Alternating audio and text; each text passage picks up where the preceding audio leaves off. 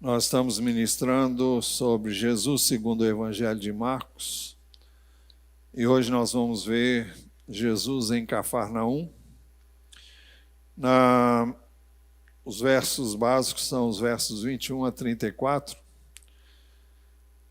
Na mensagem anterior, nós vimos em Marcos 1, 16 a 20, que Jesus estava caminhando junto ao mar da Galileia e ele viu os irmãos Simão e André, que estavam lançando a rede ao mar.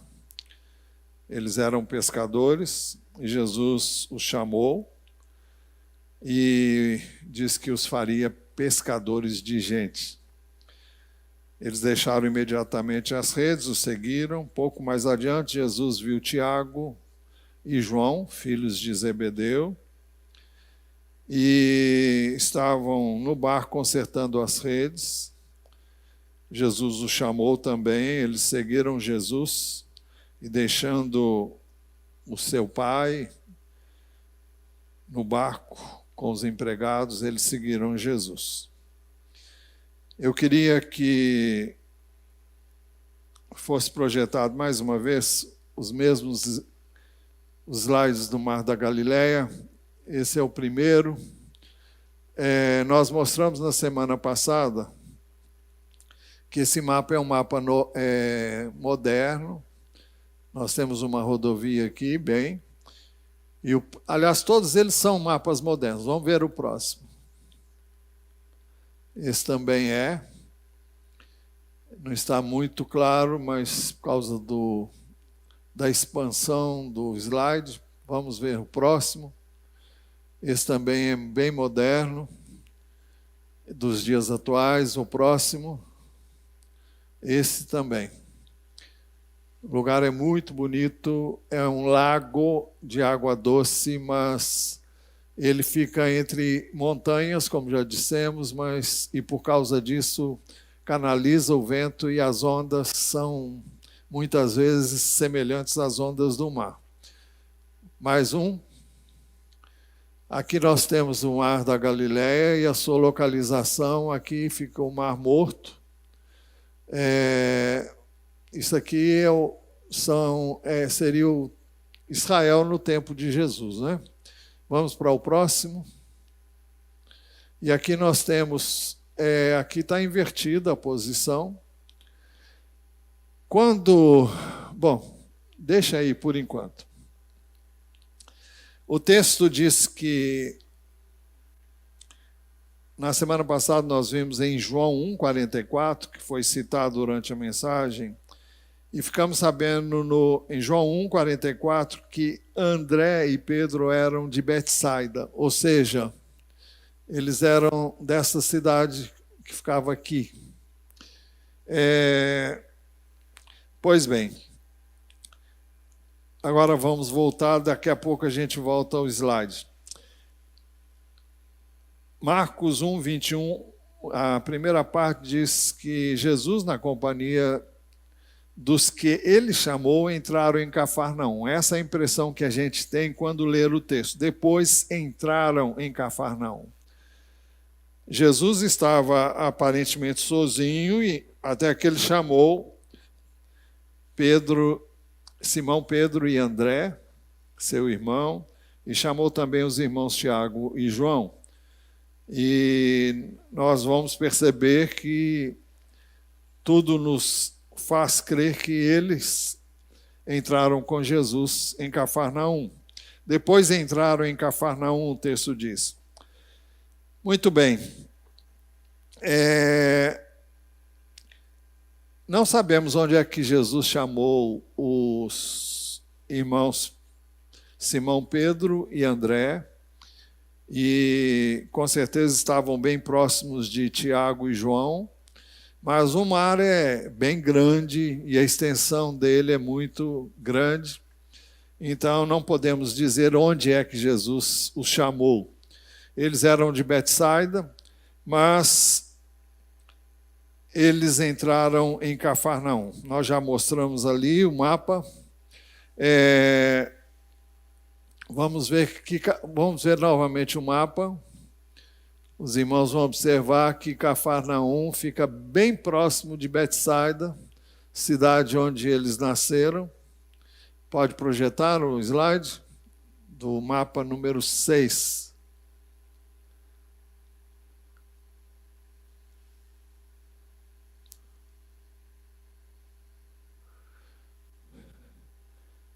Bom, aqui a gente vê que fica bem próximo aqui, ó.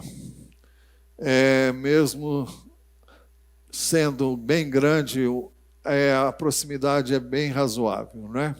E foi aqui que Jesus realizou a maior parte do seu ministério durante o tempo que ele esteve na Galileia. Bem, o texto nos diz que em Cafarnaum, no sábado, Jesus foi ensinar na sinagoga. O texto diz, no verso 21, depois entraram em Cafarnaum e logo no sábado Jesus foi ensinar na sinagoga. Nós vamos ver agora também alguns mapas da sinagoga. Nós tivemos a oportunidade de estar nesta sinagoga e, naturalmente, são ruínas de uma sinagoga que ficava na cidade de Cafarnaum. Não sabemos se foi aqui que Jesus ensinou, mas essa sinagoga está na cidade de Cafarnaum e ela tem todas as características do tempo em que Jesus ministrou. Tem mais imagens, pode passar o próximo. Isso também são... Pode passar mais um. Vocês observam que aqui tem uma mini arquibancada de um lado e lá do outro também tem. E parece que as pessoas sentavam aqui. Pelo menos foi o que nos disseram quando nós estávamos, né? Lá. Acho que tem mais um. Mais um slide. O próximo. Ah, não. Volta, isso aí a gente vai ver mais tarde. Pois bem, então Jesus, depois entraram em Cafarnaum e logo no sábado Jesus foi ensinar na sinagoga. Os que ouviam o ensino de Jesus ficaram maravilhados porque ele ensinava como alguém que tem autoridade e não como os escribas. Marcos 1:22, e maravilhavam-se com a sua doutrina, porque os ensinava como alguém que tem autoridade e não como os escribas. Fiquem atentos, me deem luz aqui, por favor. Os que ouviam, então, ficavam maravilhados. Não foi apenas nessa ocasião que foi dito que Jesus ensinava com autoridade e não como os escribas. Em Mateus capítulo 7, versículos 28 e 29, quando Jesus terminou o que nós conhecemos como Sermão do Monte, nestes versos nós lemos assim: quando Jesus acabou de proferir estas palavras, as multidões estavam maravilhadas com a sua doutrina, porque ele as ensinava como quem tem autoridade e não como os escribas. Praticamente repete as mesmas coisas que foram ditas por ele quando ele estava em Cafarnaum. Em ambas as ocasiões, essas ministrações foram ao longo do Mar da Galileia, porque o Sermão da Montanha também foi proferido ali. E um dos slides que nós passamos, aquele que tem várias colunas com palmeiras, parece de um lado do outro, ali era o lugar onde ficava o lugar provável onde Jesus ministrou o Sermão da Montanha. Mas o texto diz, porque ele ensinava como quem tem autoridade e não como os escribas. Qual é o significado dessa expressão? Jesus representava o Pai, porque fora por ele enviado. E em várias ocasiões isso é dito nas Escrituras do Novo Testamento. É por isso que João Batista, em João 3,34, diz assim: pois aquele que Deus enviou fala as palavras de Deus, porque Deus não dá o Espírito por medida. Isso significa que Jesus tinha toda a plenitude do Espírito de Deus. Como homem, mas o Espírito de Deus era pleno na vida dele. E por isso que o texto, João Batista diz, pois aquele que Deus enviou fala as palavras de Deus, porque Deus não dá o Espírito por medida. Ou seja, Jesus reproduzia exatamente a palavra do Pai. Jesus afirmou que ele não falava por si mesmo. Nós vemos isso em João 12, 49. Ele diz, porque eu não falei por mim mesmo, mas o Pai que me enviou, esse me ordenou o que dizer e o que anunciar. Também em João 14, 10, Jesus, respondendo a uma indagação de Filipe, perguntou-lhe, você não crê que eu estou no Pai e que o Pai está em mim? As palavras que eu digo a vocês, não as digo por mim mesmo, mas o Pai que permanece em mim faz as suas obras. Isso explica o porquê da autoridade de Jesus. É interessante, nós já falamos sobre isso aqui quando ministramos sobre obediência, o tema obediência a ser aprendida, e nós mostramos que a autoridade não é aquele que faz o que quer, do jeito que quer, mas aquele que faz exatamente aquilo para o que ele foi designado.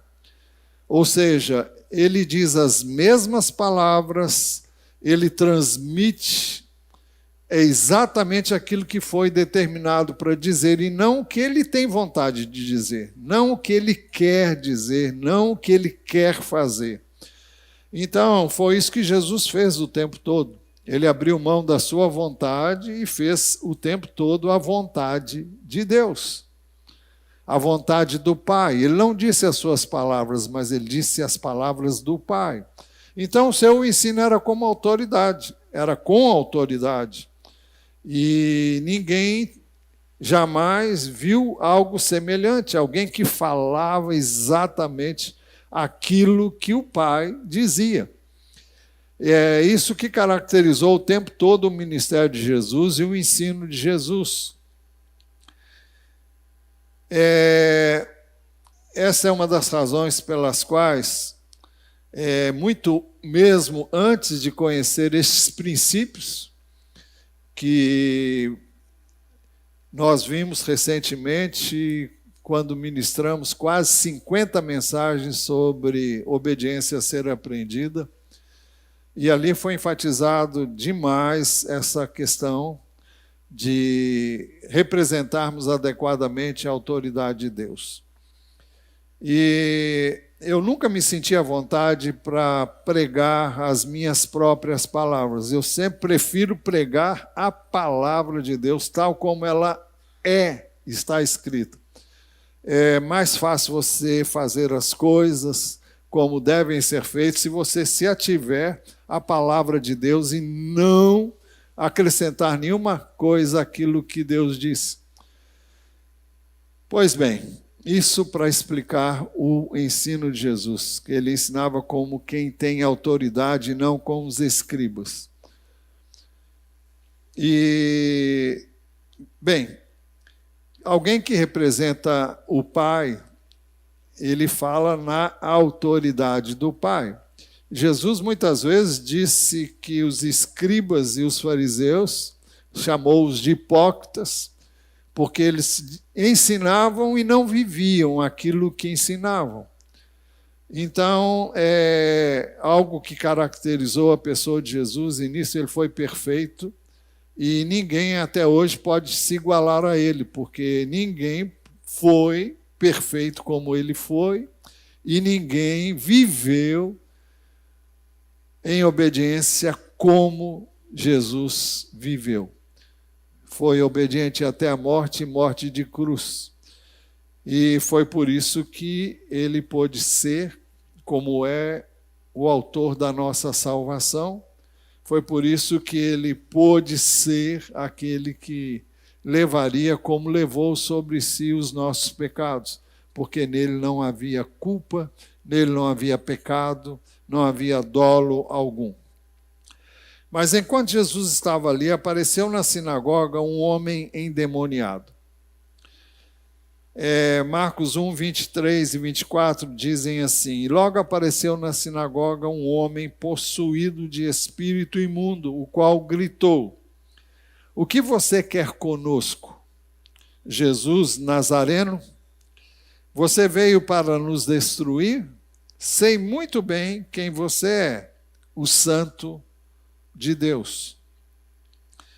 Então vamos ver primeiro. Este espírito imundo, esse espírito maligno, diz: se você veio para nos destruir. Inicialmente a impressão que temos quando lemos, ou pelo menos eu tive quando li, é que não era apenas um demônio, mas muitos, mas depois eu vi que não era bem isso que o texto estava dizendo. Esse espírito maligno estava dizendo se Jesus teria vindo para destruí-los. É uma referência ao diabo e os seus anjos, porque os demônios não são outra coisa senão anjos que rebelaram-se contra Deus e que agem hoje na vida daqueles que dão espaço e lugar para eles. Mas aquele espírito imundo também diz: sei muito bem quem você é, o Santo de Deus. Bem, com relação à primeira declaração, você veio para nos destruir, Jesus ainda não tinha vindo com esse propósito, para exercer juízo eterno sobre o diabo e seus anjos. Na segunda vinda de Jesus, o poder do anticristo será destruído. Nós lemos isso em 2 Tessalonicenses 2,8. Então será revelado, só estão projetados aqui os textos de Marcos, viu? Então, não, os textos que eu citar aqui não estão aqui, nem vão aparecer aqui. Bem, na segunda epístola de Paulo aos Tessalonicenses, capítulo 2, verso 8, ele diz: então será revelado o iníquo. O iníquo é a expressão que o apóstolo usa para o anticristo. Ele diz: a quem o Senhor Jesus matará com o sopro de sua boca e destruirá pela manifestação da sua vinda. Bem, o anticristo, à luz desse texto, nos faz entender que será uma pessoa que estará representando, estará com o poder do maligno, estará agindo com toda a autoridade que o maligno tem para agir até que Jesus dê um basta.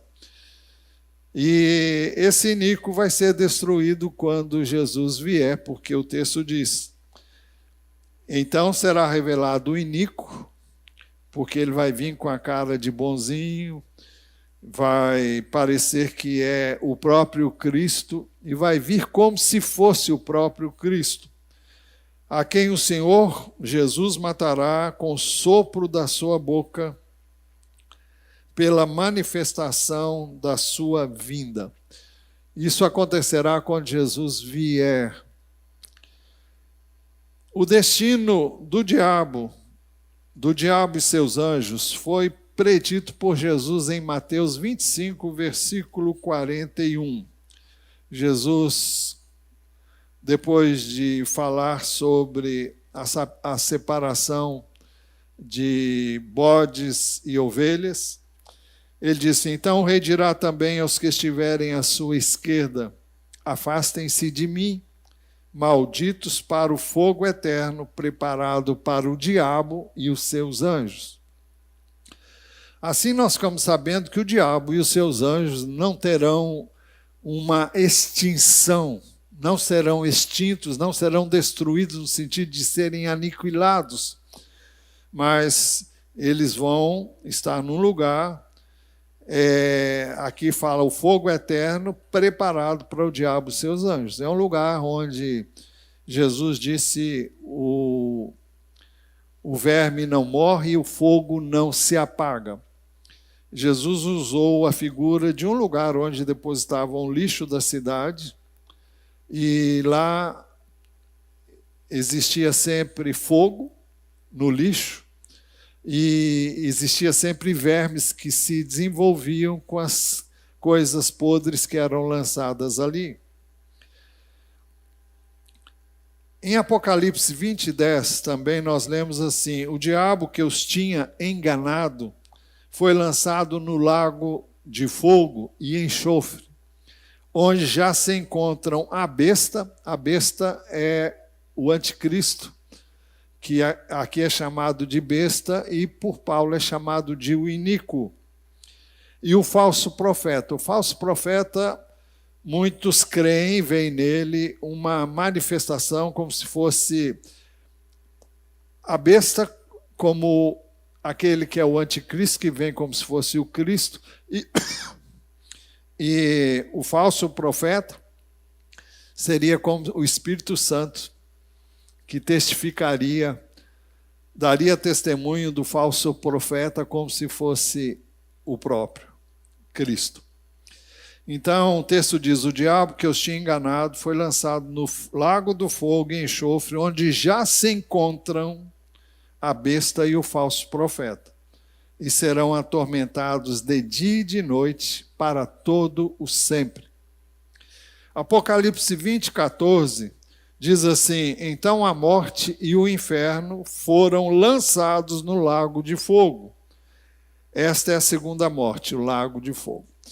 Esse lugar não é um lugar de morte, no sentido que nós entendemos fisicamente, mas a morte aqui significa uma separação eterna de Deus, um lugar de tormento, um lugar onde o fogo não morre, aliás, o verme não morre, o fogo não se apaga. É um lugar de tormento eterno, é isso que o texto diz. E serão atormentados de dia e de noite para todo sempre. Mas quando Jesus veio em carne, ele veio para destruir as obras do diabo. 1 de João 3,8 diz assim: aquele que pratica o pecado procede do diabo, porque o diabo vive pecando desde o princípio. Para isso se manifestou o Filho de Deus, para destruir as obras do diabo. Jesus então veio para libertar os cativos, pôr em liberdade os presos, oprimidos. Jesus veio para salvar, veio para redimir o homem aprisionado pelo pecado e veio pôr essas pessoas na verdadeira liberdade, que é uma vida vivida no Espírito, pela graça e pela bondade de Deus. Então, desse modo, Jesus veio para destruir as obras do diabo. O diabo implantou o pecado no mundo, levando o primeiro casal a pecar, e Jesus veio para ser o Cordeiro de Deus, que tira o pecado do mundo, e aqueles que nele creem têm sua vida transformada, mudada, e eles são libertos. Por isso que Jesus repreendeu aquele espírito imundo, dizendo: cale-se e saia desse homem. Também em Marcos 1:25, nós vemos que Jesus não queria nem precisava do testemunho de um espírito maligno.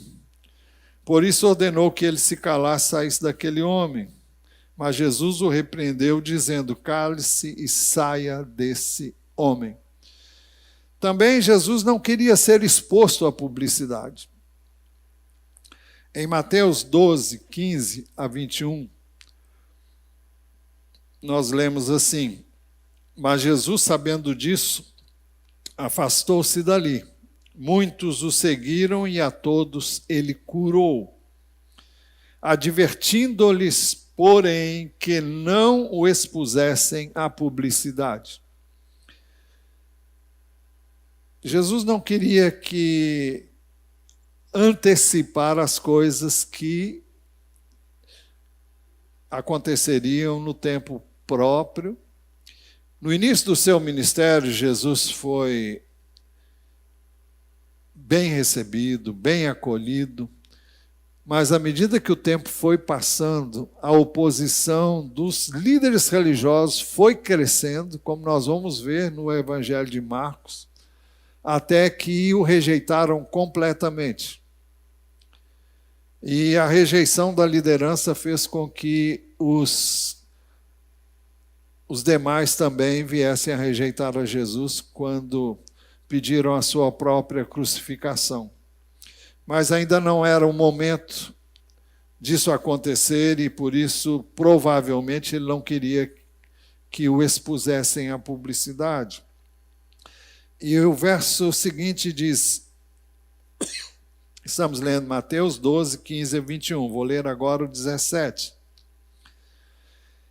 Isso aconteceu para se cumprir o que foi dito por meio do profeta Isaías. Eis que o meu servo, que escolhi, o meu amado, em quem a minha alma se agrada.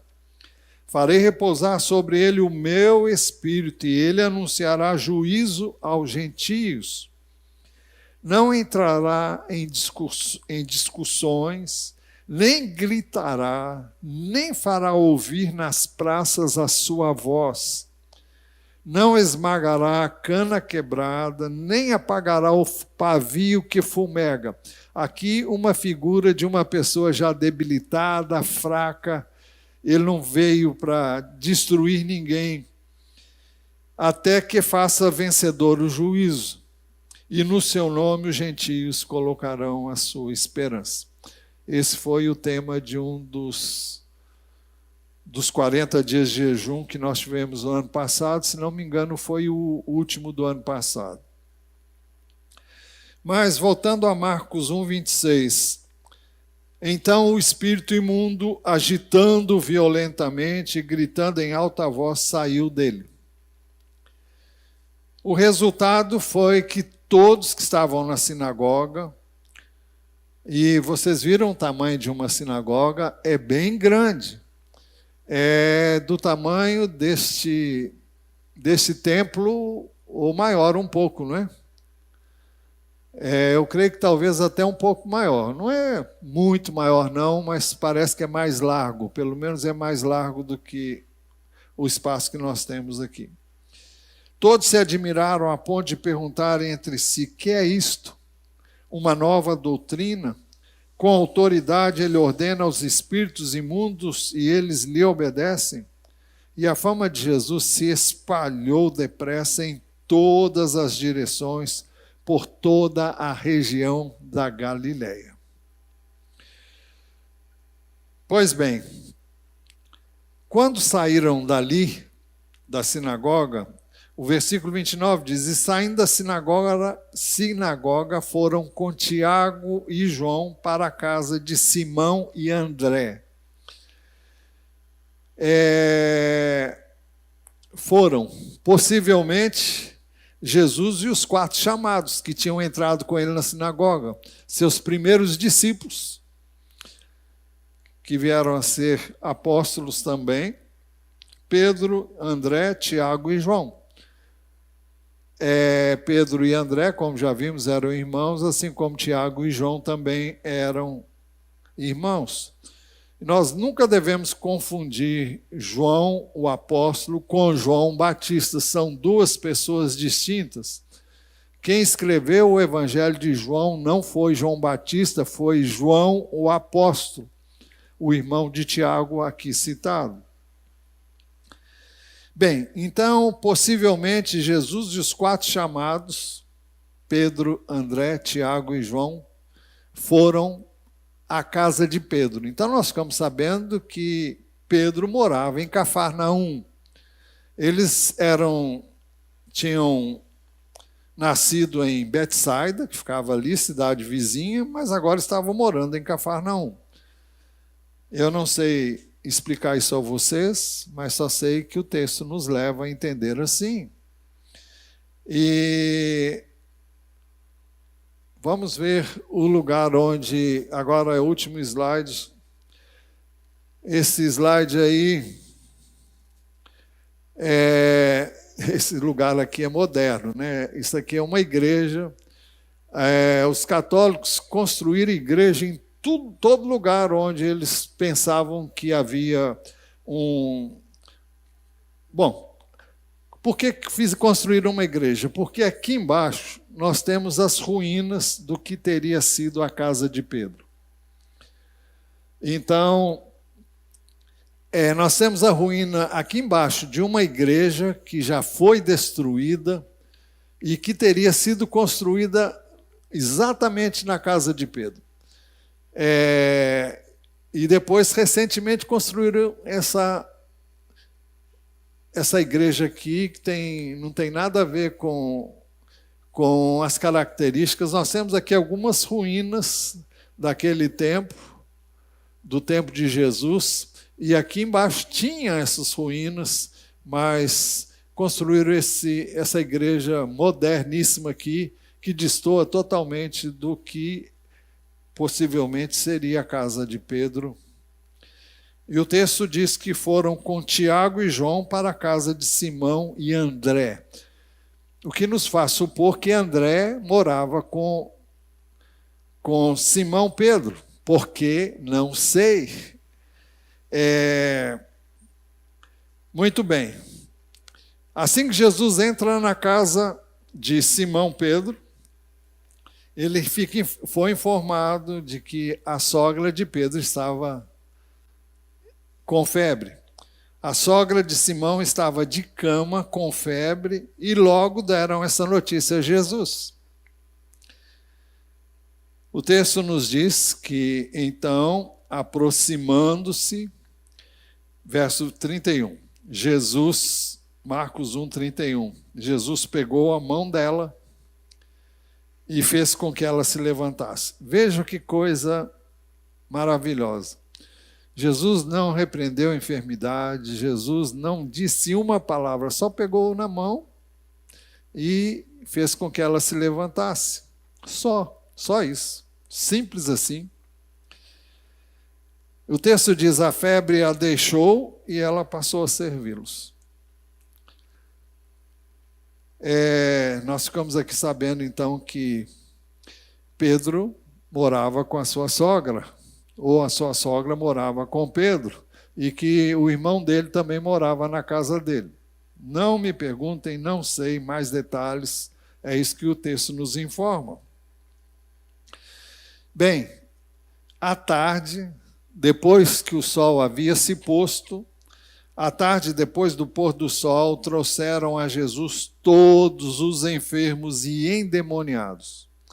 Toda a cidade estava reunida à porta da casa. De quem? Seria a casa de Pedro, onde Jesus teria se hospedado.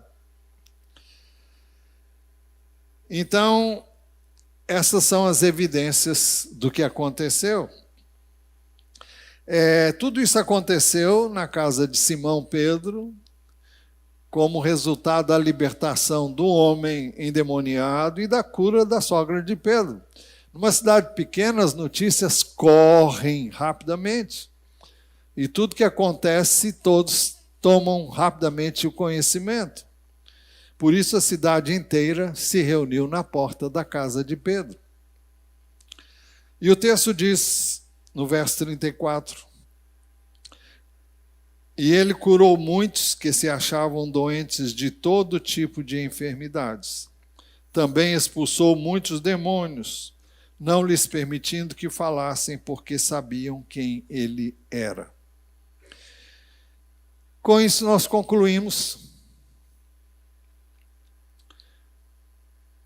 E é assim que Marcos relata o início do ministério de Jesus na Galileia, que alcançara agora a cidade de Cafarnaum. E toda a cidade foi afetada pela passagem de Jesus ali. Em Marcos 1, 14 e 15, texto que nós já examinamos anteriormente, diz assim: depois de João ter sido preso, Jesus foi para Galiléia pregando o evangelho de Deus. Ele dizia: o tempo está cumprido e o reino de Deus está próximo. Arrependam-se e creiam no evangelho. Então, essa era a mensagem de Jesus, e por onde ele ia pregando. Essa foi a mensagem que ele pregou na Galiléia, em todos os lugares por onde ele ia, além de ensinar também as Escrituras na sinagoga. É isso que nós queríamos ver hoje com os irmãos, e foi assim que Jesus deu continuidade ao início do seu ministério ali naquele lugar.